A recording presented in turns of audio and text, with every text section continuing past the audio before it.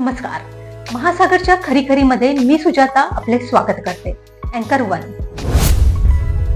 पंतप्रधान नरेंद्र मोदी यांनी काल केवळ आपल्या पक्षाच्या म्हणजेच भाजपच्याच आमदारांना उपदेश केला नाही, तर महाराष्ट्र सरकारमधील इतर 2 पक्ष, त्यामध्ये राष्ट्रवादी अजितदादा पक्ष आणि एकनाथ शिंदे यांची शिवसेना यांनाही बराच उपदेश देऊन काय करावे आणि काय करू नये याचा परिपूर्ण सल्ला दिलेला आहे.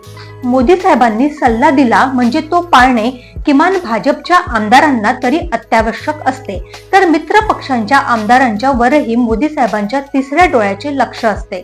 हे आता सर्वांना ठाऊक आहे. आपले मुख्यमंत्री देवेंद्र फडणवीस यांनी परवा शिर्डी येथे पुढील 5 वर्षात महाराष्ट्रासाठी काय काय करायचे आहे याचे चित्र उभे केले होते. देवेंद्र फडणवीस म्हणजे ठासून काम करणारे नेते असा त्यांचा लौकिक आहे. आता शिर्डीनंतर काल पंतप्रधान मोदी यांनी आपल्या 1 दिवसाच्या दौऱ्यात जे जे सल्ले दिले त्याची गंभीरपणे अंमलबजावणी करणे अपेक्षित आहे. पंतप्रधानांनी सांगितलेल्या महत्त्वाच्या बाबी सर्वांनाच ठाऊक आहेत. मंत्रालयात आमदारांना ट्रान्सफर आणि पोस्टिंग हे सर्वात मोठे काम असते. अनेक आमदार अगदी इमाने इतबारे आणि प्रचंड निस्वार्थपणे हे काम करीत असतात असे आपण समजले पाहिजे. पण आपण मुख्यमंत्री असताना गुजरातमध्ये मलाईदार जागेवर पोस्टिंग किंवा ट्रान्सफरचे सल्ले कोणीही दिले तरी कधीच ऐकले नव्हते असे सांगून मोदीजींनी 1 मुख्यमंत्री आणि 2 उपमुख्यमंत्री यांना जो द्यायचा तो संदेश दिलेला आहे. स्वातंत्र्य मिळाल्यानंतर जवळपास 20 वर्षे काँग्रेसचेच देशावर राज्य होते.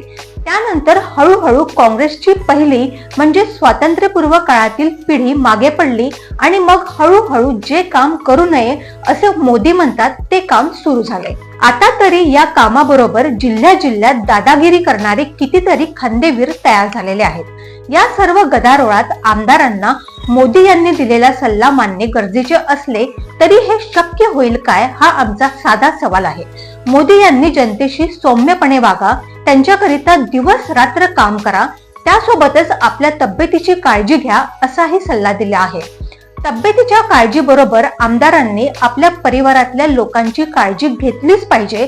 तसेच आपल्या परिवाराला वेळ देऊन त्यांच्या दैनंदिन कार्यावर आणि प्रगतीवर लक्ष ठेवून कुटुंबाला निरोगी ठेवले पाहिजे असा खुद्द मोदीजींचा महत्वाचा उपदेश आहे. पंतप्रधान मोदी प्रभावी भाषण करण्यात पटाईत आहेत.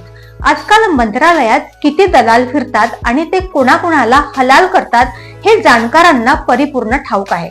पंतप्रधान म्हणतात साधे राहा आणि शिस्तीत राहा, आपले चारित्र्य जपा.